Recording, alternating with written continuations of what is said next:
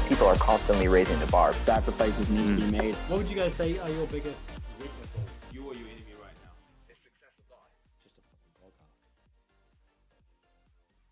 Hey guys, welcome to the Student Side Hustle. This week I'm speaking to Luke Johnson. He is the founder of Shredded by Science, which creates educational content to do with fitness, bodybuilding, etc., and also the co-owner of De Novo Nutrition. So Luke, how did you get into this? How did this all start? Firstly, James, thanks for having me on a podcast, especially with the title "Student" in as a 32-year-old. So I'm privileged that you've even had me on a podcast which has "student" in the name. So yeah, thank you. So how did I get started? Yeah.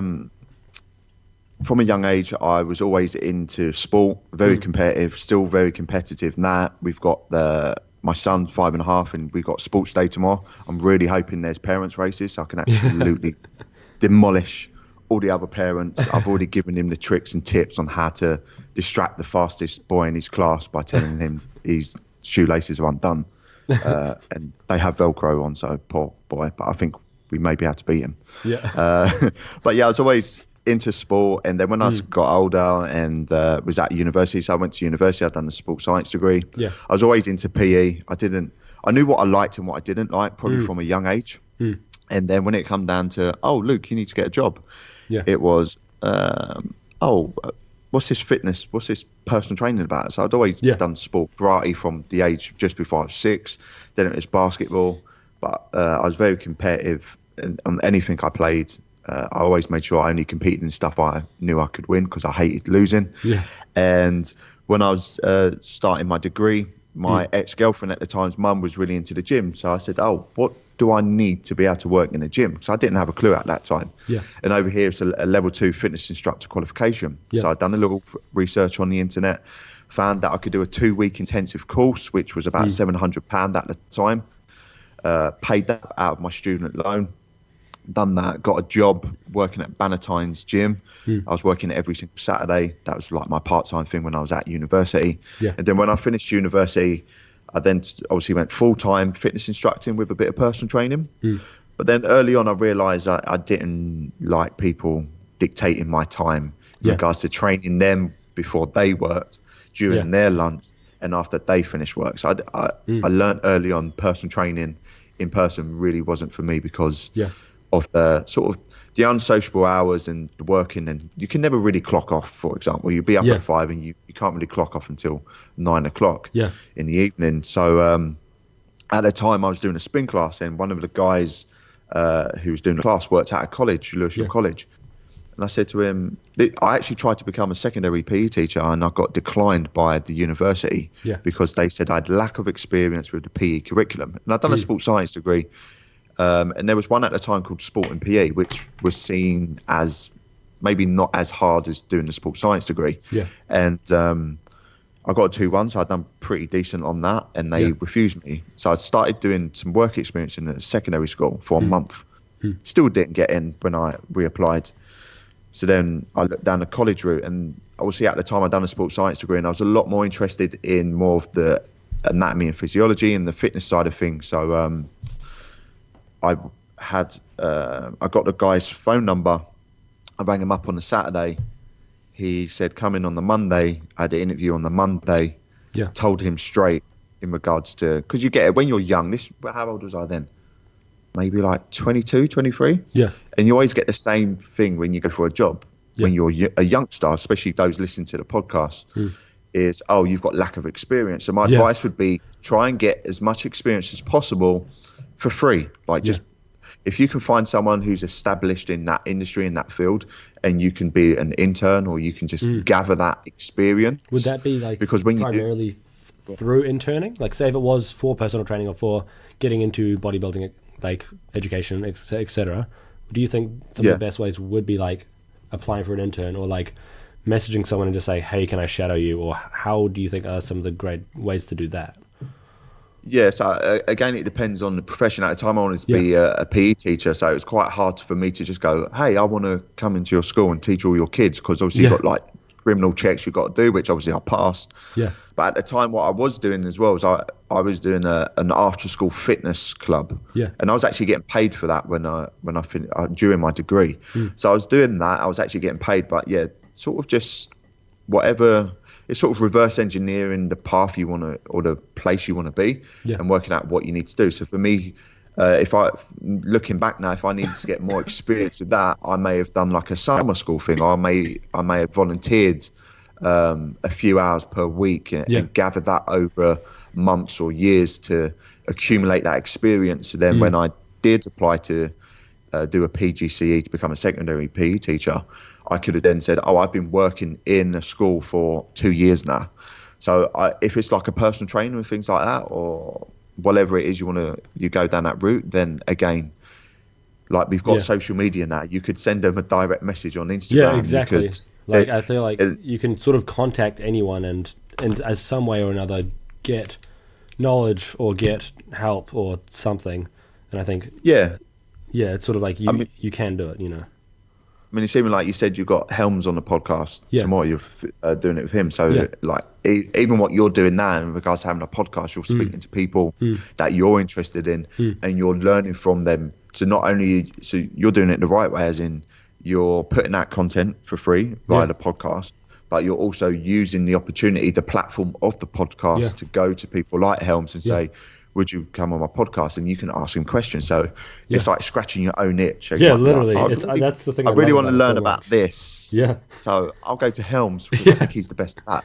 Or I really want to learn about this topic. So I'll go to this person because they're seen as a specialist in that field. So the podcast is sort of like your own internal internship, because you're getting people on the podcast and you're asking them questions that you may have as an individual. Yeah. And it's the best way to learn, because you're hosting a podcast, you're getting that information, then you're synthesizing, putting that out for other people to learn as well. And then when it comes to like learning, how did you get into like how did you like go from that to like then figuring out, okay, you know at the stage that you hate PTing or you don't want to do it.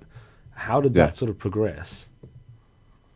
From PTing into teaching? Well, how did you go into teaching, and how did once you'd sort of figured out that's where you wanted to go, how did that journey sort of happen? Yeah, so obviously I spoke to the guy on Saturday, and Monday we had the interview, and then the following Monday I actually started teaching actual college. So I had no teaching degree. Oof. The thing what I had at the time was to work in like the college where I was at was you needed to be sort of seen as a subject specialist.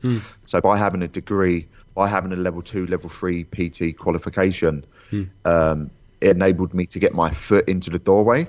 Yeah. And then when I started off like maybe, it was on like a 0-hour contract. So I started off maybe teaching 8 hours a week. Yeah. And it was one of the things, he was new head of school, and he wanted to basically offload some of his lessons. Yeah. And that's where I came into the equation. And it went from 8 hours a week to, and then I was teaching like 40 hours a week when we should have only really been teaching 30. Yeah. And during that stage, I had done part-time education in regards to one evening a week. I'd done a course called DETLS, Diploma in Teaching in Lifelong, whatever it is, I can't even remember the acronym. Yeah. And during that time, that was a 2-year course. So I was basically working, getting paid as a teacher, gaining that experience, as well as getting the actual formal qualifications, which was also paid by the college. So it was a win-win in regards to they're paying me to teach, and I'm also getting a second degree in teaching. Do you feel like so that's when the best way to like go about doing it? Because it was obviously like a double whammy. You're getting 2 birds with 1 stone. You're not just like doing experience, you're also like actually earning money doing it, and actually like you get the experience and you're getting the piece of paper that says yes, I can do this. Yeah, I mean that's like best case scenario. So it's always looking at how things are lining up and whether you can be in that opportunity. Some people unfortunately can't be. So it would, again, if you can, and that's why internships are pretty good, because people get paid and they learn as they're doing. Yeah. And that's one thing, like you can read as many books as you want, you can go on as many online courses as you want, but when it comes to actually gaining experience, that's something you can't do quickly. Yeah. Do you know what I mean? You can binge watch courses online, you can read a book in a day or two and really sort of dedicate so much time and energy to it. And you can learn to a certain degree, but I think what most people do is they read books, they do these courses, and they just twiddle their funds. And it's different. There's different stages of learning. And obviously, when I've done my teacher training course, there's a thing called Bloom's taxonomy, and at the bottom of the pyramid, because obviously you've got Helms on tomorrow, and he loves a pyramid. You've got like being able to just describe something or explain something. So it might be, the human body has 206 bones. And then you need to explain. So it could be, out of the 206 bones, there are different types of bones. There's a long bone, short bone, and you can go into a little bit more detail. But then as you go up Bloom's taxonomy and to understand true learning, that's when you need to actually start applying that knowledge, which a lot of people don't do. As in they do all these courses and they just forget to apply it. I've read this book. And I think that's a crime. I'd rather you not do that and just be doing stuff and learning by your own mistakes than trying to just learn how to do Facebook ads and then learn how to do this and learn how to do that. And then what you do is you find yourself in this vicious cycle of, the reason why I'm not successful is because I just need to learn more. I need to do a nutrition course. I need to do this. I need to do that. And it's probably not that at the end of the day. I think that was my problem for a long time was I thought I was, for some reason, I thought I was an entrepreneur, but I hadn't done, like, I still haven't done shit, right? But it's like, I hadn't even started anything, right? Like, I think I might have had a blog and I wrote like one article a month, and then all I did was read like 12 books a week. And it's like, just like, and now what I'm trying to do is I'm trying to basically learn as much as possible, right? But then I want to figure out how I can actually apply it instead of just sort of twiddling my thumbs and, not doing anything. And do you think what's the best way to like, or how did you sort of figure out like, okay, I can't just sit there and read books. I need to actually figure out how to implement it. And then how do you think people that like consume your content, how do you think they should go ahead and like implement what they've learned from you?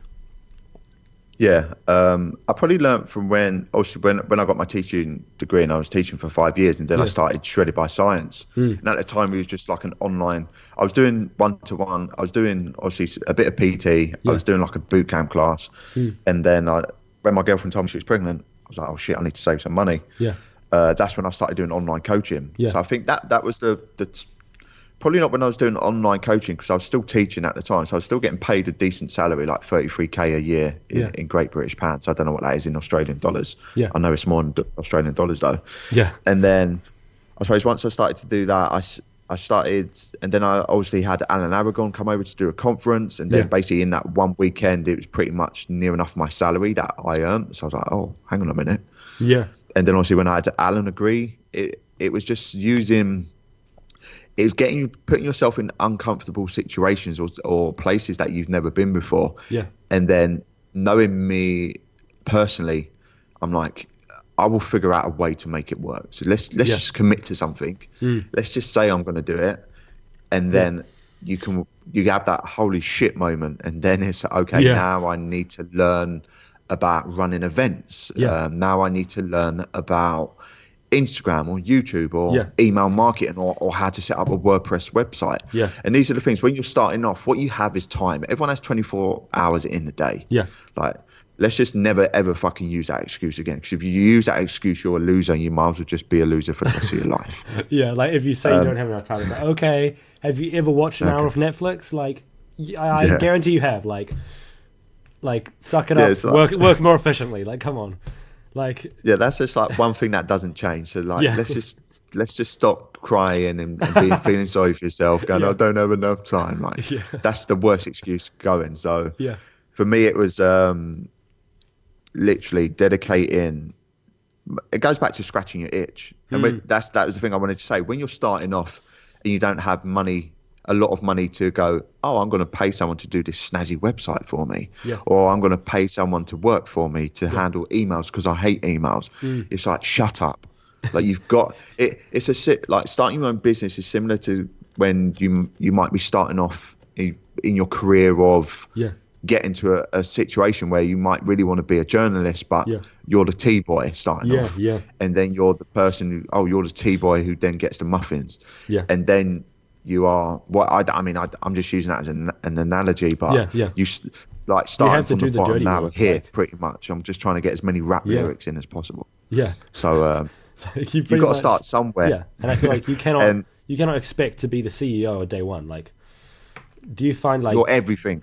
yeah, You're everything from day one. You are the social media marketer. You are the website yeah, software engineer. You are the copywriter. You are Yeah. the videographer. You are, do you know what I mean? You're the email marketing specialist. You are pretty much everything. yeah, And it's important. I think it's important to be that as Yeah, well, definitely. because I like to, even till this day, I'm like, Tom does all the videography, but I know how to use Final Cut Pro. I might Yeah. not know how to use the whole thing, yeah, but I want to know the process. Yeah. And I still know how to set up a WordPress website and do stuff. I still know how to use email marketing. I know how to do Facebook ads. It might not be that I actually are in control of that now, and I've got other people doing it. yeah, But I think you have to go through that process, the shitty times, because one, you don't have the money, and two, it's a learning experience. And I think you don't have to be of the mindset. Like when you look at a pure specialist, they dedicate so much time, energy, and effort into that. Yeah. When you're a CEO, an entrepreneur, whatever title you want to give it, the boss, you basically, you can't be the specialist. yeah, Because if you are the specialist in something, and let's go back to school. yeah, When you're really good at one thing and you're really good at maths, and what happens? Your teacher goes to your parents and they go, "Little Johnny is great at maths." And then Johnny's like, "Oh," the parents go, "Johnny, you're so good at maths. Let's really get you into maths club." Yeah. And then really get good at maths and maths. And what happens is they get pigeonholed into this academic yeah, mathematician role, and then Yeah. that's all they focus on. And guess what? They don't even know how to have a fucking conversation with someone. They don't even, do you know what I mean? They're so, Yeah. they've been put into this pigeonhole, Yeah. as in, you're good at this, so forget everything else. Forget Yeah. about being able to talk to girls or Yeah. boys. Forget about how to actually socialize with people. Yeah.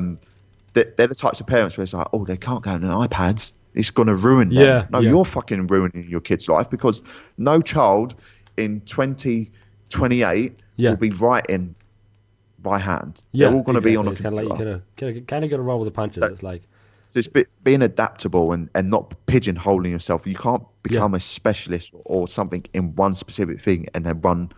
In my opinion, it's harder to then be able to run a successful business, because a business is very holistic. There's multiple different aspects. It's like a personal trainer. You can't just be a training guy, because people want training and nutrition. And you also got the aspect of, oh, I actually need to have consultations. I actually need to speak to people. I actually need to communicate. I need to talk about money. Yeah. I need to set up this. I need to set up that. So you need to be more holistic. You need to have multiple You gotta be skills well-rounded. that I learn over. Yeah, again, scratching like that itch. there's I an- need a like- website. I'll do it myself. Yeah, like I think when it comes to like, say if you're an athlete, right?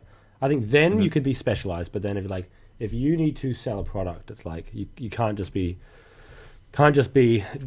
not a jack of all trades. Like you need to be a jack of quite a few trades. Like it's like you can't just roll with one thing. How do you think for yourself when it comes to like starting Shredded by Science and moving into co-owning De Novo Nutrition?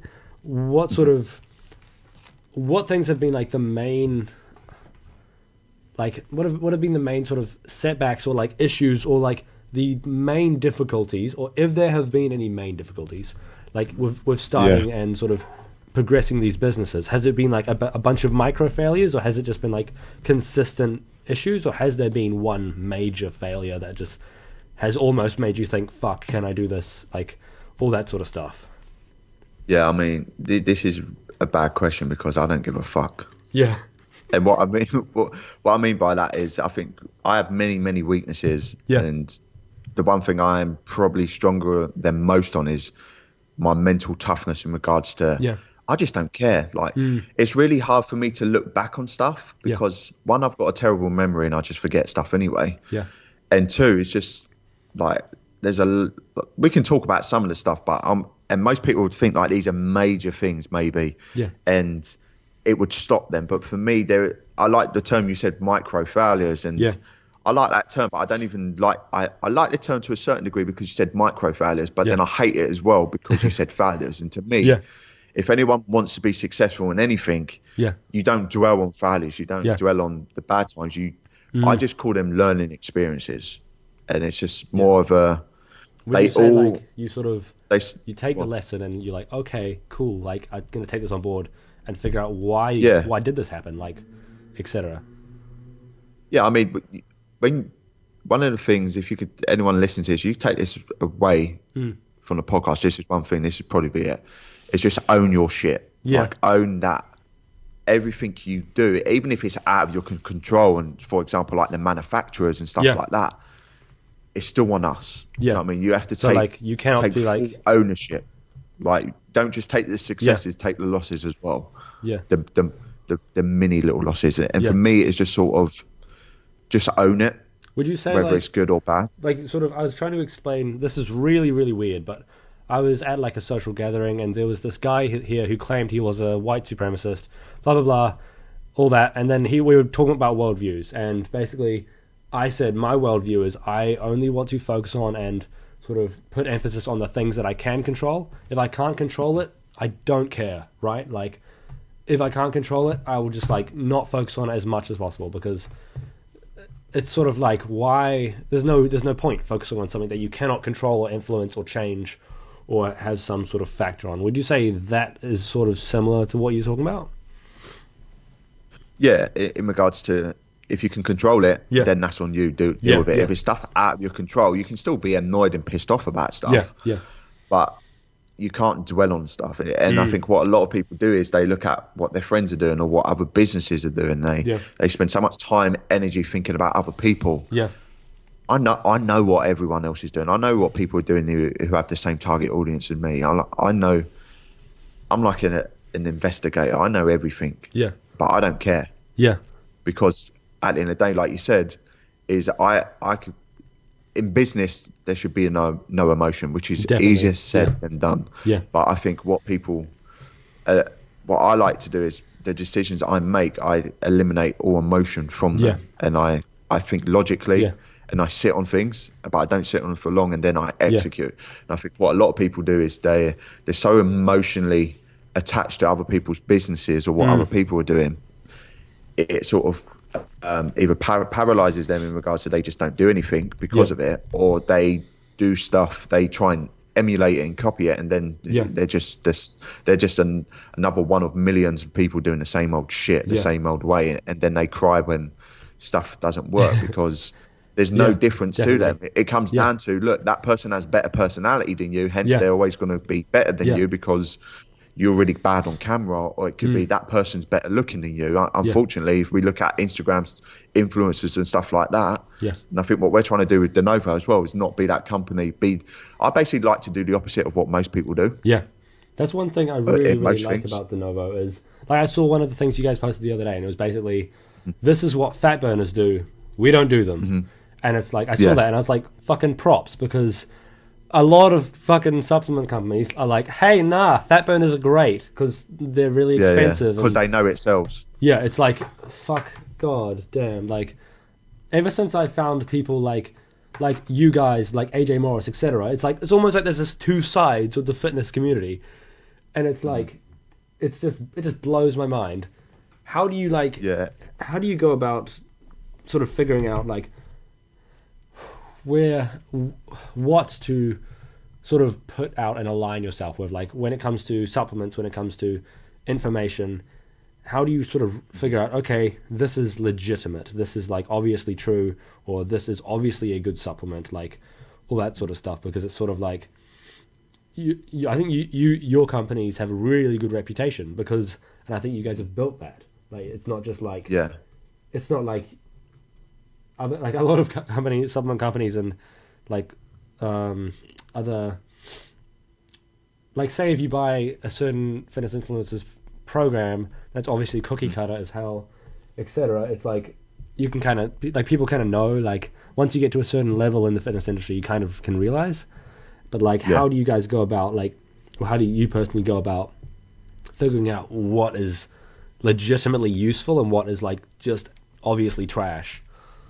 I think it goes back to the person and like saying, right, these are my values, these are my integrities, I will never ever change that. And I think another thing is, I know I could have gone down many different routes and had more money short term. Yeah. But then it's like, I mean, money ain't everything, but I fucking love money. Yeah. I want as much money as possible. And for me, it's going back to the competitiveness. It's just I see business as a competition. Yeah. Now there's different levels to businesses, and I'm at a stage now where life is good. Yeah. But then for me, the next step is, right, 6 figures done, let's go 7 figures, and I know what then it'd be 8 figures and whatever.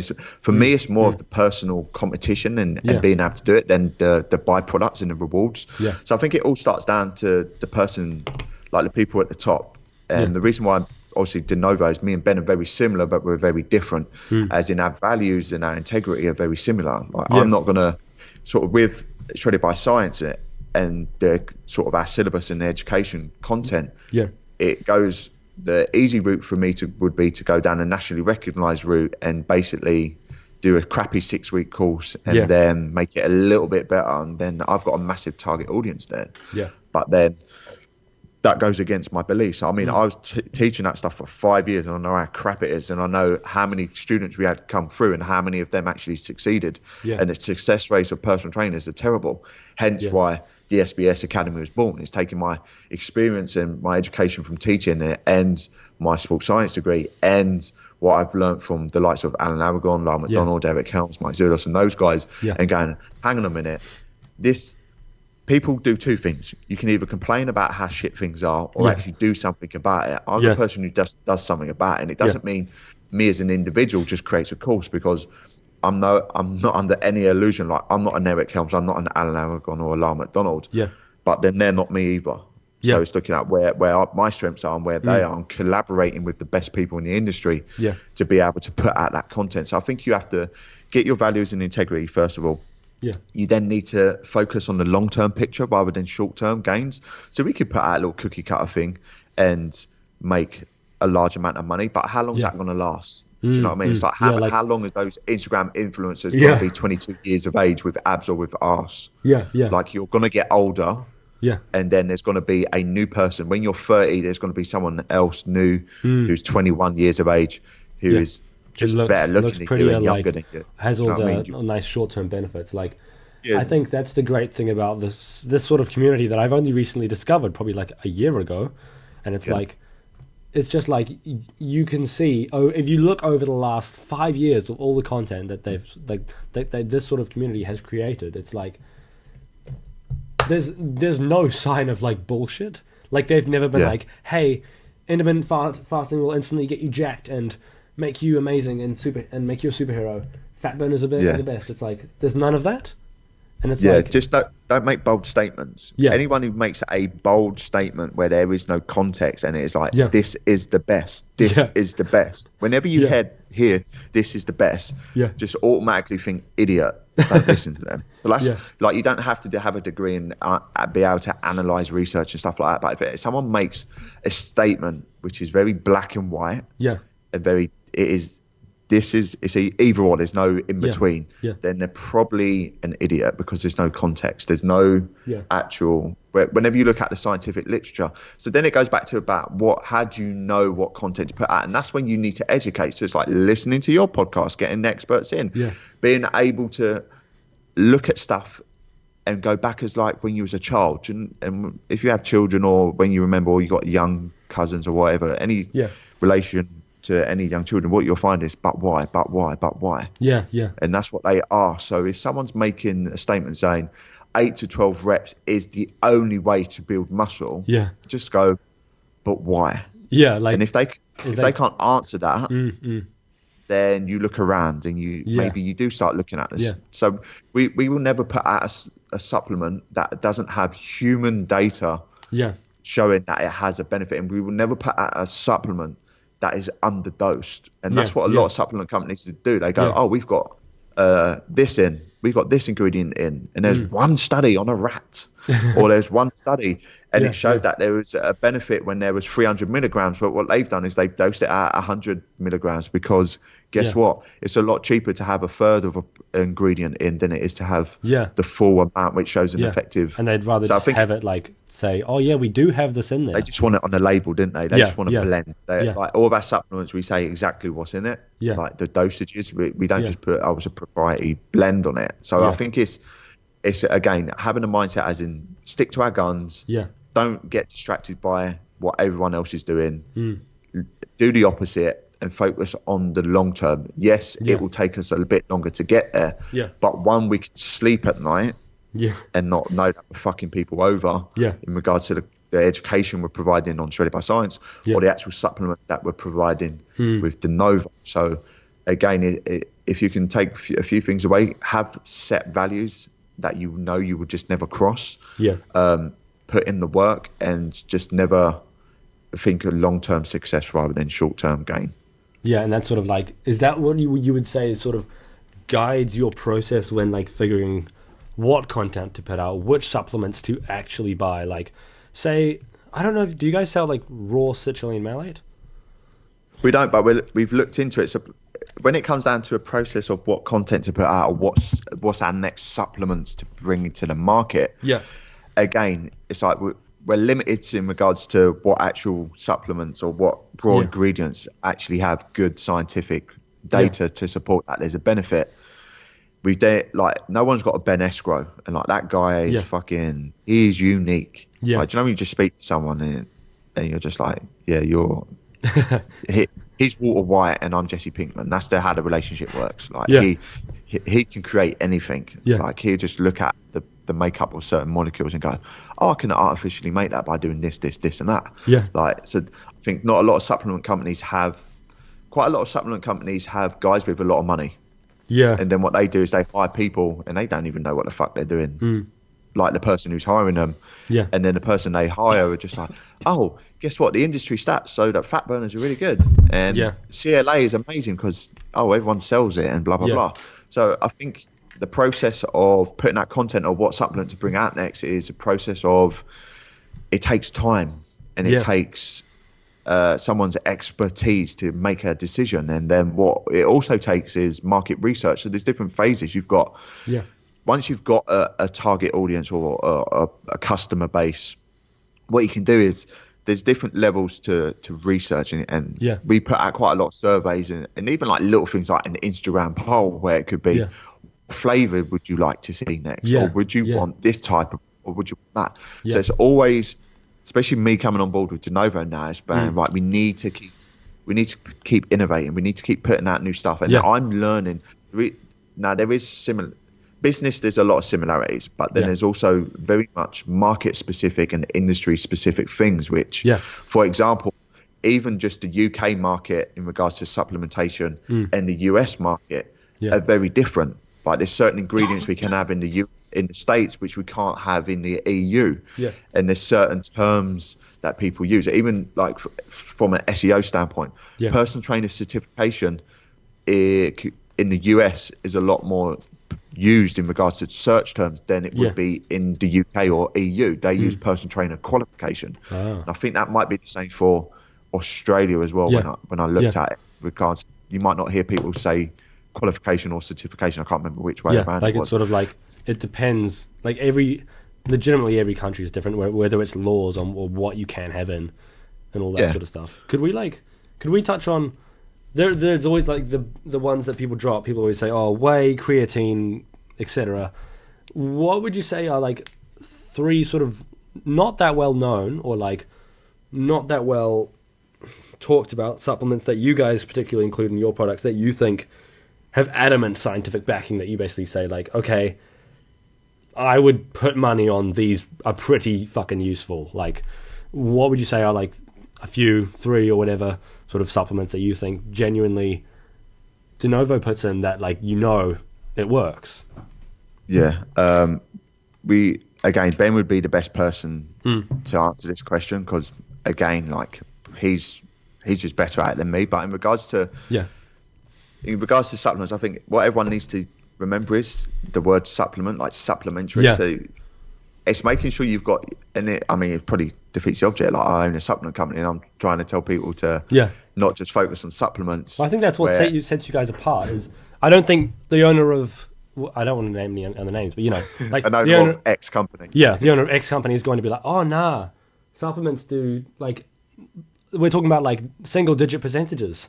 Like not many other supplement companies would admit that, or like, and if they did it, they'd had to be like shoehorned into it.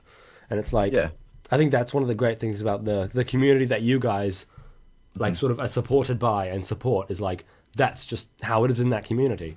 Like you guys sponsor Alberto Nunez, and like enough that isn't almost enough for me to like trust the company, because it's like, because you trust Berto. Exactly. And that's the hard thing as well. We're like looking at, right, we want we've got some like world class legit like power lifters, like they break records. What like, was that guy? Atwood, like LS McLean. T. Atwood?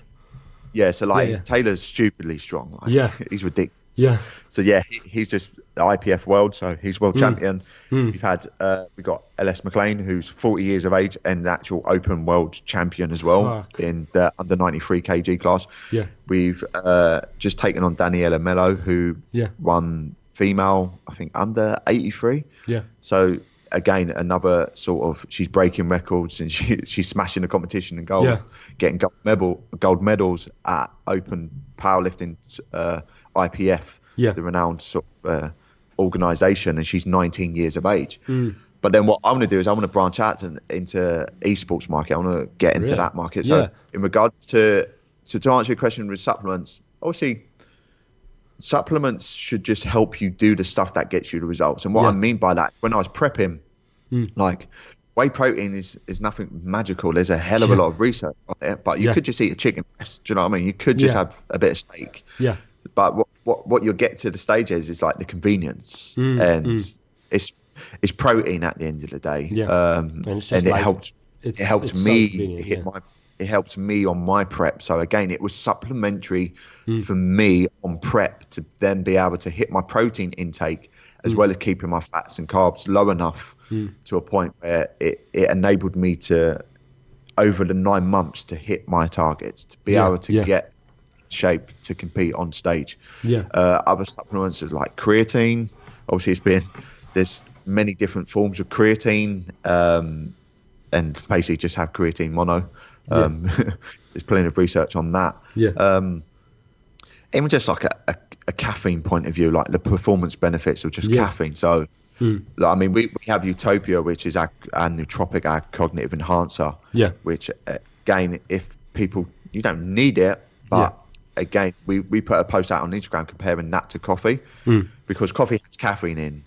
Utopia has multiple different ingredients in specifically for sort of like brain fuel and energy. And it's a very simple supplement. It's not complex, and I think it's not complicating things to like just add. So I think what a lot of people do is they just add a shit ton of ingredients in because there was one study, and it actually, Ben's the guy who I basically show him. I do the market research and I go, oh, this company's got this, and he goes, yeah, it's rubbish. Or he's like, they've added this in, and this ingredient contradicts this ingredient. So pretty much the benefit of this and the benefit of that, because of certain mechanisms, he's like, it just basically makes it worse by having an ingredient in. But from a consumer point of view, they look on the back of the label and they go, oh, this has got this vitamin in, it's got this mineral, it's got horny goatweed in, it's got this, and it's going to boost, like you had the thing when D-aspartic acid come out, and it's like, oh, it boosts your testosterone by 60 something percent. Well, you could just not have a wank for 7 days and boost it by 60 something percent. So it's like, come on now, people. Do you know what I mean? So whenever it comes to supplementation, like a pre-workout may mean that you actually you live a life and you've just had a kid and you're sleep deprived, and you have that pre-workout, and it means you actually feel good enough to go to the gym to then work out, to then get the volume in, and by getting the volume in, you're now creating a stimulus and an environment for you to actually get results. So supplements should just be looked at. You don't need to take any supplements, but supplements can help you be able to perform in your day-to-day life or put the big rocks in place by assisting. They're more assisting you in being able to do the things that you want to do. So like our nootropic, our utopia might be, you take it and you may become more productive. Yeah. And then through that activity, it may mean you put out 7 posts on Instagram rather than you playing PlayStation instead. Yeah. And that's sort of like it's not like, it's like with the whey. It's like that convenience isn't like the protein in itself is not that better than, like, if it is, I don't know, but say like it's relatively similar to a chicken breast. But can you have a chicken breast on the bus? Like, most of the time you can't. So could we touch on like what is the sort of rationale behind like looking into the gaming market, and like what sort of like made you think, okay, this is a thing? Because like obviously from my point of view, I'm like a huge nerd. I've played like literally like 300 days of video games in my life, and I'm like 19, so it's like disgusting amount of hours. But it's literally like, from my point of view, I think esports are like pretty much a sport. It's like they'll be bigger than everything soon. So it's like, I think that's an amazing choice. So what was your sort of point of view and like thoughts? Like what was the rationale behind looking into the esports market? Yeah, so it's known what's hot, and I can see the future. I've got a crystal ball. Yeah. But you don't have to, that's obviously a joke, but then what you do is you look at, Drake's playing with Ninja on Fortnite. Yeah. Harry Kane and Dele Alli are playing with Ninja. Yeah. People, what's this Twitch thing? There's this person's got 30,000 subscribers paying a minimum of $5, maybe $25. And this person's just donated $500, or this person, and you're like, what the? People are just watching other people game. Yeah, and that's me. That's me. Yeah, and that's the thing. It's where the attention is, and you can, if after this call, James, go on Twitch's website and look at some of the stats, and they compare the usage of Twitch users on a day-by-day basis compared to like Facebook, Snapchat, Instagram. They compare the viewership of Twitch compared to like some big American like NBC and like some of the channels, and it just blows them out of the water. And what even my son, so we've got 2 PlayStations in our house now. We've got a PS4 Pro and PlayStation 4. He's on my PS4 Pro on my 4K gaming monitor with my Astros A50 £300 headset. He's wearing those, and I'm playing on the 55-inch TV with just a normal PS4 with the Turtle Beach £25 headset. And he's kitted out, and we're playing Fortnite together. And I think, and the other day I said, Len, why don't we do some painting or do that? And he goes, no, Dad, I'm a gamer. The reason why I wanted to get in the esports market is because it's a relatively still new market. It's growing rapidly. And think about it, not all of us are LeBron James. Yeah. Do you know what I mean? Like, think about how many kids would love to play basketball. And it's going back to the thing where I think you said about like, if you are an athlete and you are like, but there's so much, when it looks at supply and demand, everyone wants to be like a Ninja. footballer. Everyone wants to be LeBron James, but guess what? You're not 6'8", you're 5'8". So looking at what your parents have given you. And what you find is, even like NBA, so a lot of the pro teams now, like the Dallas Mavericks, and there's like NBA esports leagues where they actually play NBA 2K18 and they actually play that, and there's FIFA ones as well. So it's like, okay, I might have been that chubby kid at school who just was always slow, who was never good at football, but guess what? I'm a gamer, and you might be able to beat me on a football pitch. Fortnite, like. You might have been able to beat me on a football pitch, but I can beat you on FIFA. Easy. Do you know what I mean? So that's the thing. I feel like it's going to be revolution right now. Kind of like, if you're a fat kid, like, cool, but you can still rake in the sports dollars. It's like, and I was just listening to a podcast with bucks. Jordan Peterson, Joe Rogan, and they were basically saying, I think it's like a whole, and I think it's oversaid, but I think it's true. It's like a whole revolution right now, like social media, etc. And then it's like old media is pretty dying. And then it's like, what do kids watch nowadays? Like, with my friends in high school, we would sit down and we'd watch the League of Legends championship. And like, that, like, what? It's just like 10 years ago that was like, what the fuck are you doing? But now it's like, okay, yeah. I think they're trying to get esports into the next Olympics or the one after. Yeah. So they're actually trying to do that. So again, it goes back to how many kids, like, you can only have a starting 5 in basketball. You can only have a starting 11 in football. Yeah. And what you find is, like, everyone can play games. Yeah. People go, it's quite expensive to get games and stuff like that. It's quite expensive to pay £5 or whatever it was when I used to do karate 3-4 times a week. Do you know what I mean? So all adds up. Yeah. And again, like, you look at Ninja, you look at even like Dr. Disrespect, who me and Tom love. Yeah. Like, they're getting paid. Like, it's their job. Do you know what I mean? Exactly. It's streaming on Twitch. It's similar to like YouTube, where you got like these YouTubers which now make a lot of money just from doing YouTube. You get that for people playing games. And it's looking at a business point of view. Ninja's one of the best at Fortnite. Yeah. Shroud is the best at PUBG. Like, that kid is ridiculous. I was watching him play Battlefield 5 last night on a closed beta, and he's just demolishing people with a sniper. He's running back like close quarter battles in a house, and he's like no scoping, snipering people, headshotting them. And then you got like Dr. Disrespect, who he's no Shroud, but he's basically looked at himself and said, right, I'm not going to be the best PUBG player or any player as it comes to on a game. So what I'm going to do is be a personality, and people are going to watch me because my stream is just better than anyone else's, because he puts a lot more time and energy in the production value of things. So again, it gives you either have to be the very best, or you have to be probably the most entertaining for people. Yeah, or like you had to have some other interesting aspect. Like, I think I even heard Ninja say basically like it's great if you're like good at the game, that's amazing, but like if you're boring as fuck, like you're boring as fuck. And then it's like, no one's going to watch. I mean, if you can get both, then it's then you're winning. And in regards to going into the esports market, I'm looking at it and I'm going, look, I can see the stats, I can see the growth. It's an untouched market. At the moment, there's like G Fuel, X Fuel, and there's other ones which are out there. So they're obviously targeting it. Like, the big one's G Fuel, who are smashing that market. But then they've been there for quite a while, I think. Like, when we look at their product compared to, so basically we've got Gamer Focus, so we have Utopia, and we've created Gamer Focus. It's exactly the same product as Utopia, and I've been before even I come on. So because I'm into games, so I've got like some PC build here, and like, I've got a 244 hertz monitor.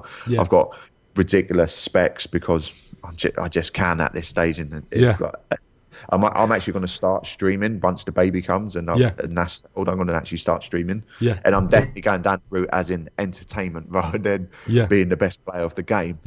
And Ben actually wanted to get Utopia out into the esports market, but the way the old label was, the way the marketing was, it just didn't appeal to them. So what we're doing is we're setting up a separate website. I'm in talks with a few people to try and get sponsoring a few esports players. I'm also looking at trying to create, do you know, like, you got Fortnite Friday? I want to try and do something similar with maybe PUBG or a different game. It could be maybe like an Overwatch something. I don't know what. Like, if we look at it, we know League of Legends is just killing it in regards to the stats. Then you've got like Dota 2. Then you've got like Fortnite is up there with Dota 2, and then you've got like PUBG's still quite popular. COD's pretty dead at the moment when you look at the COD World League. Like, most streamers that I watch have more viewers, and they're just an individual compared to like when Call of Duty's on. So it's looking at that stuff. It's always moving with the times. I'm reaching out to which is like game developers and trying to team up. So I'm looking at, so there's like Maverick's Proven Ground, which is a game where it's like a battle royale, but they're gonna have up to 1,000 players. Jesus. So what I'm looking at is Fortnite on a wide scale. So the maps, I think, is 12 by 12, and obviously like PUBG's, they've got the 4 by 4 Sanhok map, but they've also got that 8 by 8 like Miramar and Erangel.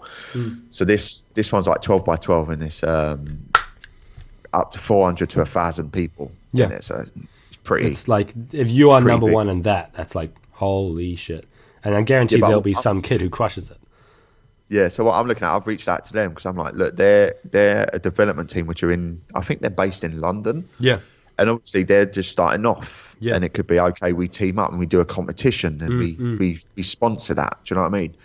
So what we'll be doing is we've basically, whenever it comes to manufacturing, you have a manufacturer and they say, right, our minimum run size is 500 or 1,000 or 5,000. And what that means is if their minimum run is 1,000, it means you have to have 1,000 of that unit of that flavor. So you can't go, I want 500 of this flavor, 500 of that flavor, because when you actually go around a manufacturing facility, you realize they have to mix all the ingredients, they have to put them in the mixers, they have to go through the process. You can't, and then have to clean it all. Like, it takes time. So that's why their minimums are quite high, because it's not the time for the actual product to be manufactured as such. It's the time of setting the equipment up. Yeah, they're almost like the starting cost. Run, cleaning it, and then doing it again. So what my mindset is, right, we don't have unlimited resources for de novo. So basically, de novo is I just invested 50K. Yeah. And it was like, right, we're getting rid of all the credit card debt. I don't run businesses with credit cards. If we haven't got the money, we don't buy it. So basically, I'm going to invest X amount of money. We're going to sell the product we currently have. We've gone from having like 80,000 debt to now having like 50 grand profit in the bank. So we're like that, looking at just like simple business principles. Like, I don't give a fuck about sales. I care about profit. Because you can't pay staff, you can't buy new product with total revenue. You need profit to be able to do that. So it's what my role is coming in is sorting out that side of things out, making sure the teams are running on all cylinders, making sure Ben's in a place where he's doing that. And basically he was like, well, we can't just create a new product. We don't really need to create a new product, because I'll take Utopia with, like, on Friday and Saturday, I gamed until 2 to 2:30 a.m. both days. And on the first day, I was absolutely smashing COD. I finished top of every single game. Not one game did I not finish top. And I was getting Bronze Star awards every single game. And I was like, wow. And do you know what the formula was then? And I'll have to speak to Ben about it. We haven't got Utopia at the moment, so I basically had 2 caffeine tablets, pure caffeine tablets, and I had a few beers and a couple of cider. So basically I was like, by having the beers is probably gonna my calm me down a little bit and not be as jittery, as thingy. And the caffeine gave me that energy, and I'm on fire. So I'm like, shit, that's the formula. I need a little bit of alcohol with a little bit of caffeine, and then I'm on fire. So it's going back to the hand we were dealt. We can't just create a brand new product with a new formula. We don't need to create a new formula. So I spoke to the manufacturer, and this is what we got. So we've got 1,000 units of Utopia Blue Raspberry. And what we've got is to test the market is, I want 800. Actually, we've got 1,100 in the end. We've got 900 Utopia because we know that's our best seller. And we've already sold like 225 and we haven't got it yet and pre-order. And I said to him, and then I want 200 of the same product with a different label. So basically what they do then is they just change the label. Takes them maybe 5 minutes. So it's like, okay, we've got 900 of them done. Getting the next 200 tubs, and we put the new label on. And that's how we're trying to get into that market. As in, we've not had to create a new product and get 1,000 units of that. We just basically put 200 labels. It's the same product. We just put a different label on it. And then what we're doing is we'll market it to a different thing. We've already got denovogaming.com. We've got supplementsforgamers.com. I managed to get that for like 99p. Whoa. So again, what I'm doing when it comes to marketing, it's about relevancy. So we're setting up a new website, which is just for gamer focus. We're set up a new Instagram, which is just for gamers. And what we do then is we put out gaming content. We'll look at sponsoring some streamers. We'll look at running some events, some competitions, and that's how we're going to get into that market. Again, us going up against G Fuel, who earn millions, it's hard. Even like one guy at the moment we're talking to, G Fuel are already talking to them. So I'm like, what? I'm like, what are they offering? And there's other companies. So there's like, we're going up against the big boys. So it's looking right. We can maybe match what G Fuel or X Fuel or whatever company are actually, because they're in talks for maybe like 4 different companies, and I'm assuming it's G Fuel. Because like he streams with other people. He streams with Dr. Disrespect. So I know Doc's with G Fuel. So it's looking at so it's kind of like you have more finances than us, but what we have is we'll make you the main guy rather than you just being a small time. And what we can do is we can also create your own label. for you like specific. Sort of create them as increase their branding as well. Instead of just so like with PUBG, you had Doc and Stroud having their own skins on their guns, and everyone, like all the streamers, like, I want my own skin, and we're like, we can give you a skin, we can create labels which is specific to you as a gamer, and then think about how, even just like appealing to their ego, and like, we can give you can have your own, like, you might not be able to have your own skin on a M416 on PUBG because they've done it with Doc and Shroud. They might do it with someone else, but we can give you your own skin or label on a tub. We can do this, we can do that, which the other people can't do because, again, they may have more money. But when you go up against the big guys, and this is the thing, when you're starting off, you're always going to be going up with the big dogs. Now, beautiful thing, there's always pros and cons for this. The pros for the big guys is they have a lot more resources, especially money, than you do. So that's your disadvantage. However, where you have pros, as in you're just a small time person, or you're just starting off, you probably have more time available. You can actually have more of a personal connection with that individual, and you can actually action stuff a lot quicker. So if you say, right, I want to do this, Luke, you can get that done within a week.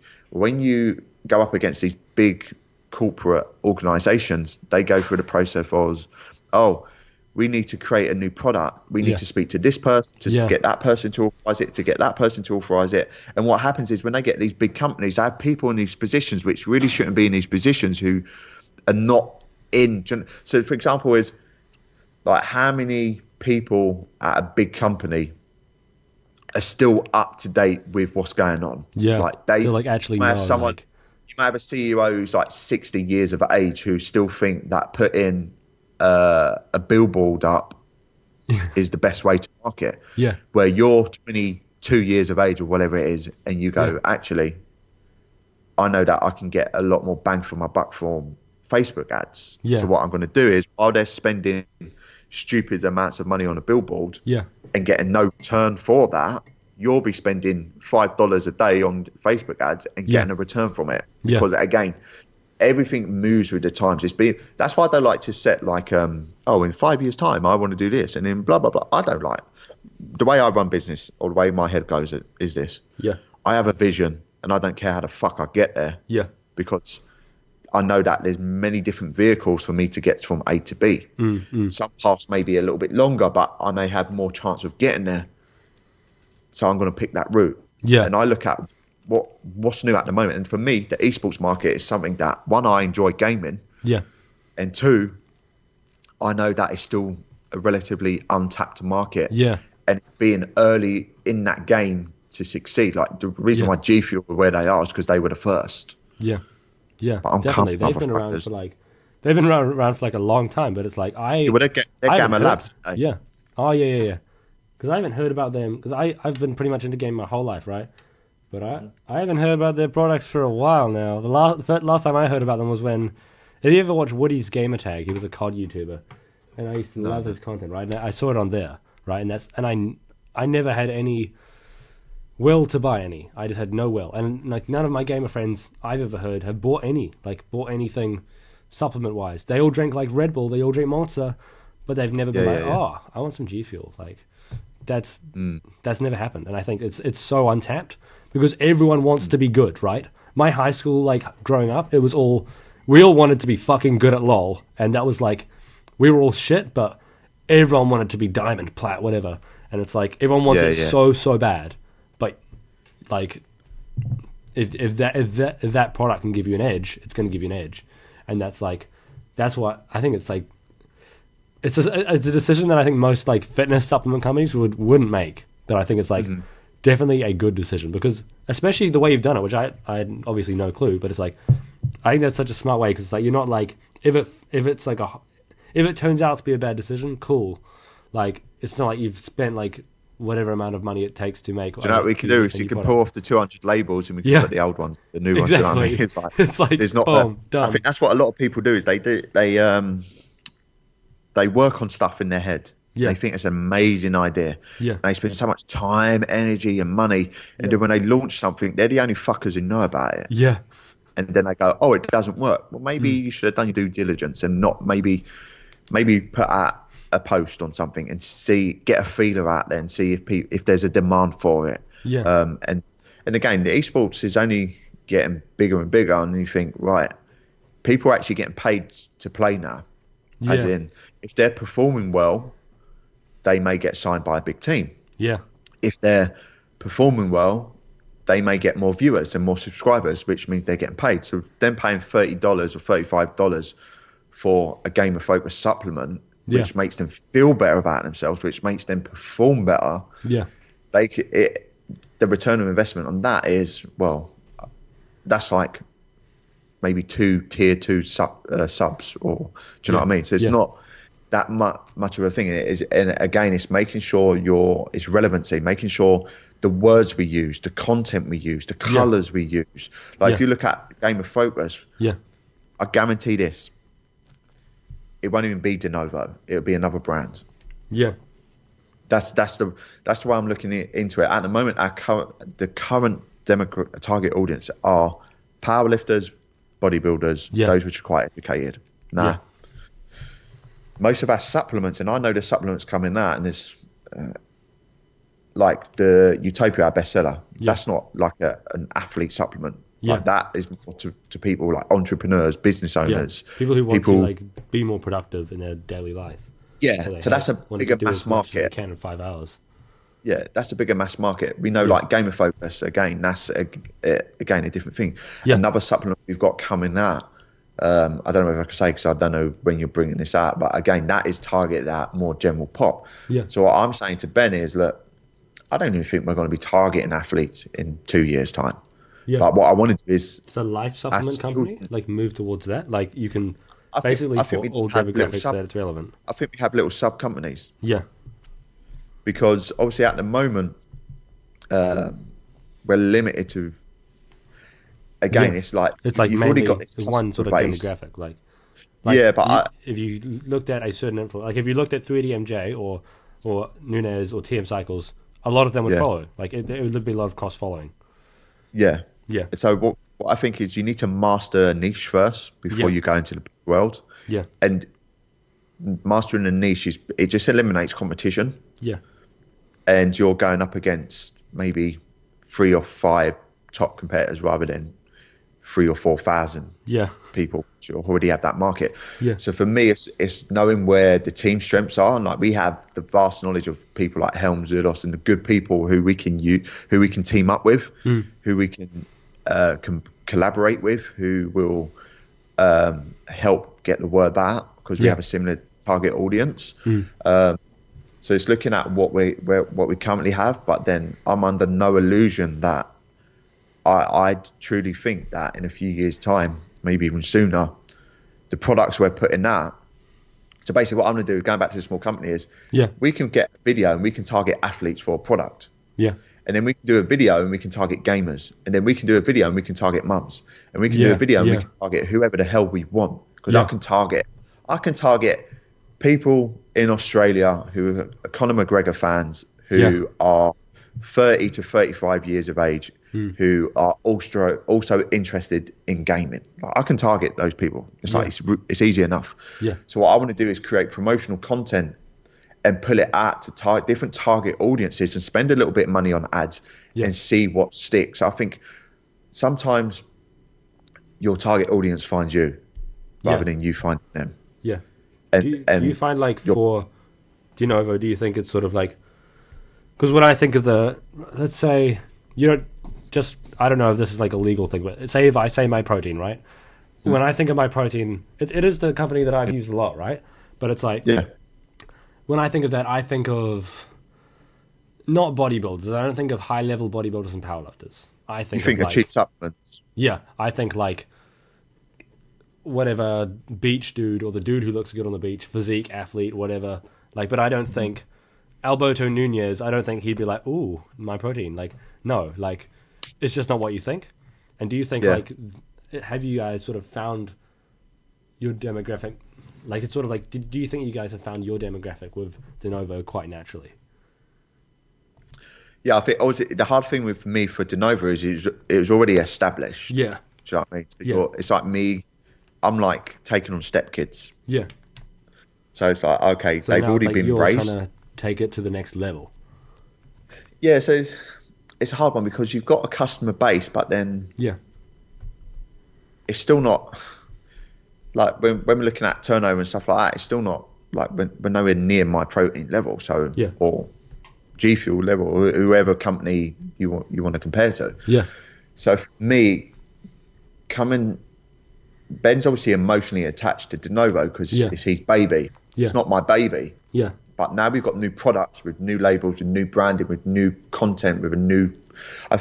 It's being able to pitch it at the right level. And before with De Novo, it's like I've come in, and the beautiful thing is, one, me as a person, just I'm very blunt, so I can come into stuff just and because unemotional with your decisions. Yeah, because I'm not have that because I don't. It's swings and roundabouts because I don't have that emotional attachment with De Novo. I'm looking at it as from a clear business point of view. We look at pure the metric you're trying to maximize is profit. Yeah, so I look at the numbers. I'm looking at this, and I'm like, okay, yes, we have a customer base, but that customer base alone isn't going to get us to where we need to be. Yeah. So it's like respecting that, but also not giving a fuck at the same time. Yeah, it's sort of like not just staying, like still respecting and like obviously De Novo staying true to you do what is best for the experts, like for the high level powerlifters, the people who actually care and give a fuck about the information they consume. But then you still like you don't just want to, because like that market, like I think the bro market is huge, right? Like my protein bro market, right? But then it's like, say the gaming market again, it's huge, and it's like I don't think, like, as you said, there's no reason to just stay in that one market, like. Yeah, it's testing the waters. Yeah. And I've got gut instincts, and I'm quite confident that things will change.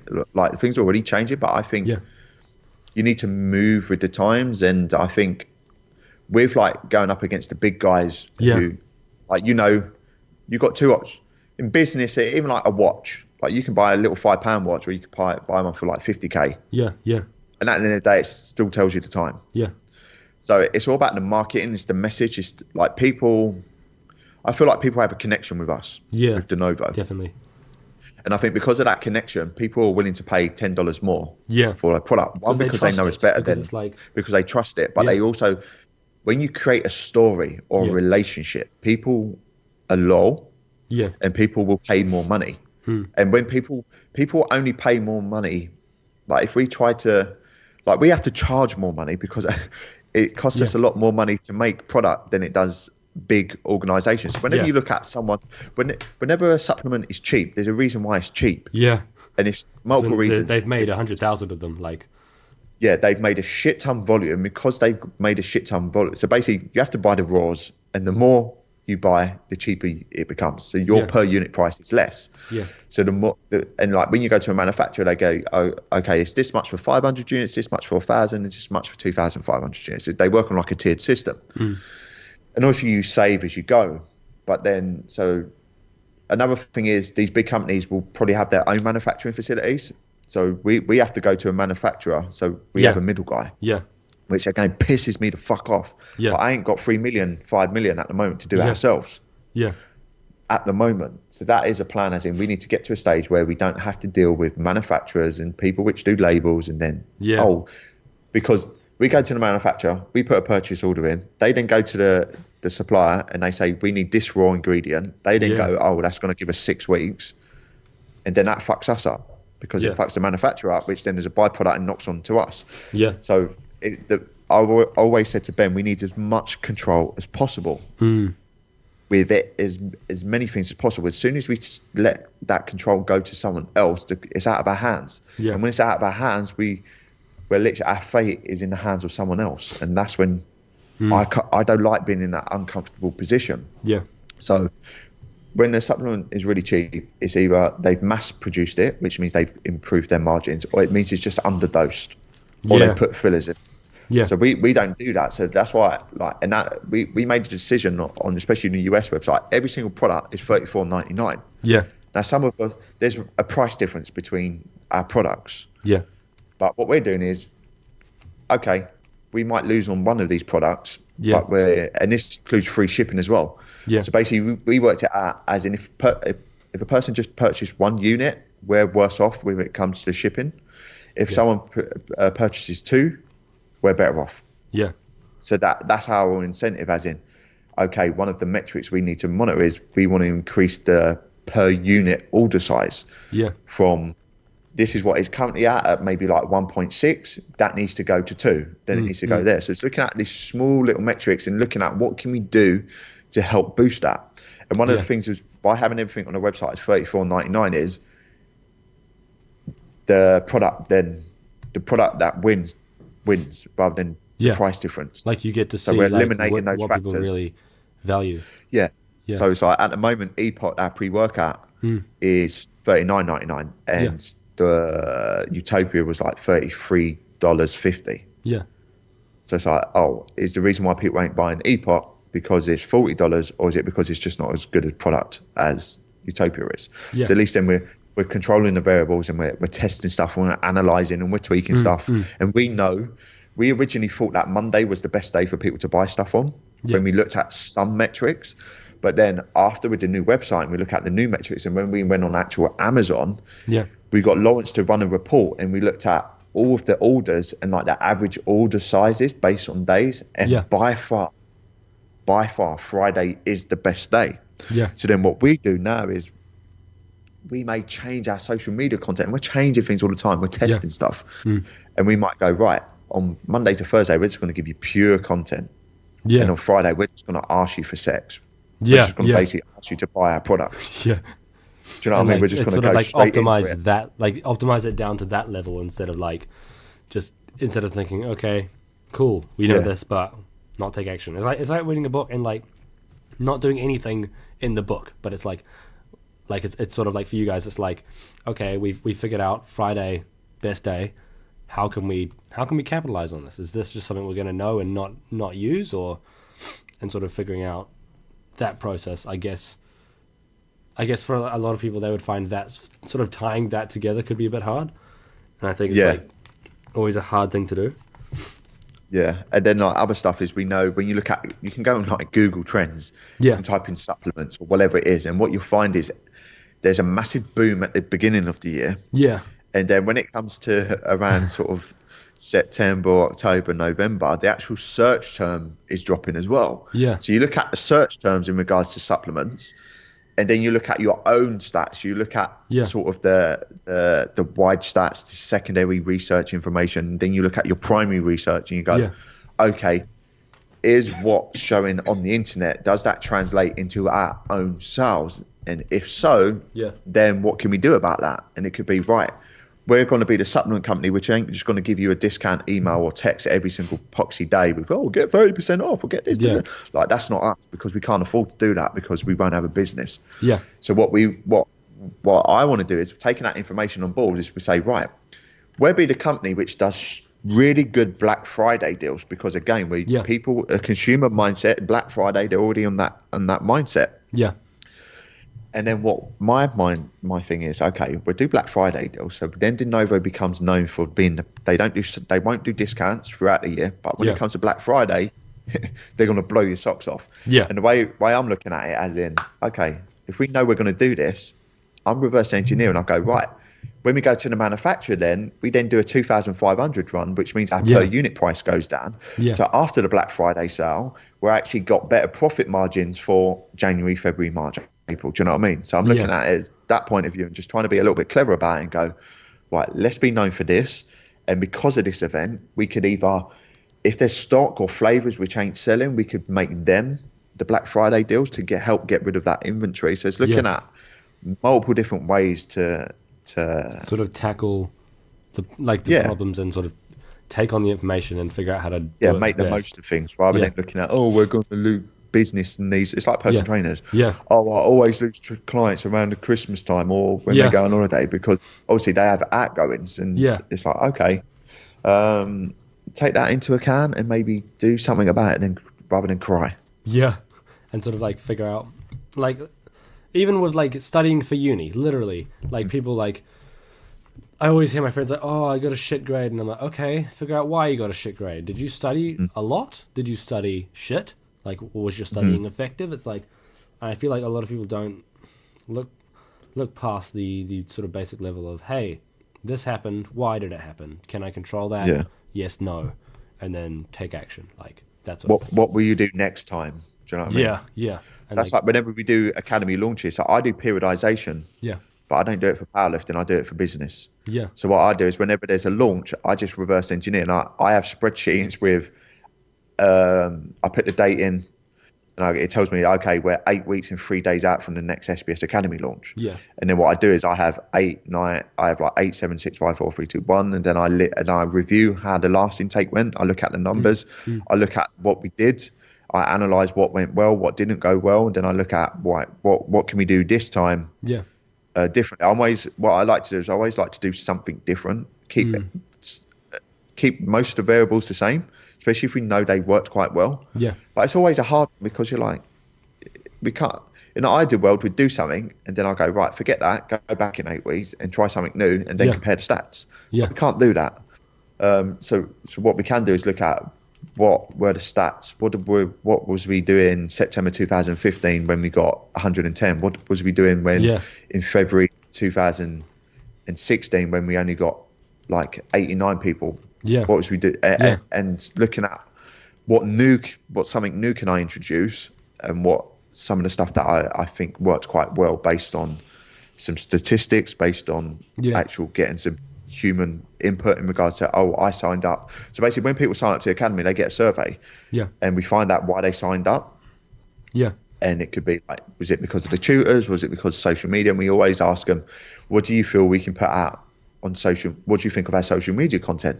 Yeah. And most people go, it's really good, which is a good thing, but that doesn't help me. Yeah. So next time might be, what can we do better on social media? And then you start getting ideas from people. Yeah. And then when you see 5 people or 6 people or 10 people all say the same thing, you go, maybe I should listen to that. And maybe next time. So our thing for this launch is we're going all in on IGTV because it's something new.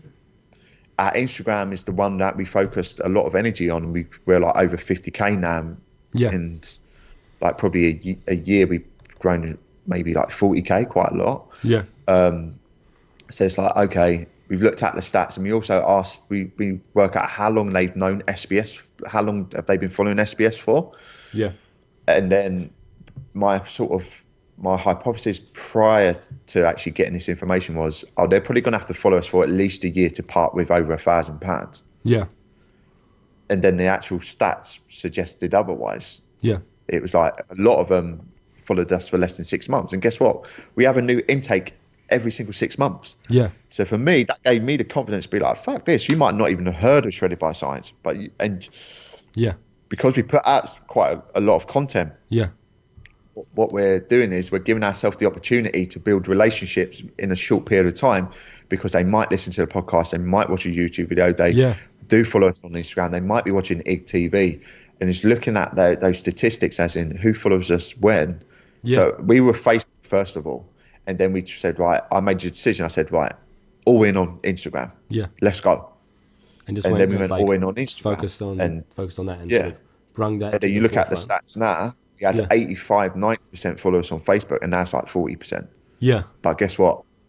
Our intakes are now, the last 2 intakes, we've had 185 people compared to the ones before, which were like 110, 130, 150. Yeah. So again, it goes back to adapting and not just being like, okay, this is the only way to do it. It's taking a little bit of risk by saying, right, I'm going to go, I feel that this is the platform that is hot right now. Yeah. And again, the principles are the same. It's like the principles of specificity. If you want to get good at Call of Duty, you need to play Call of Duty. If you want to get good at basketball, you need to play basketball. Yeah.